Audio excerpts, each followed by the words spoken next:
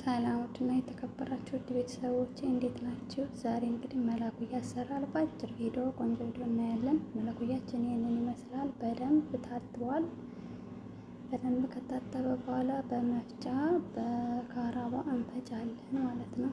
በደንብ አድርገን እንፈጨዋለን።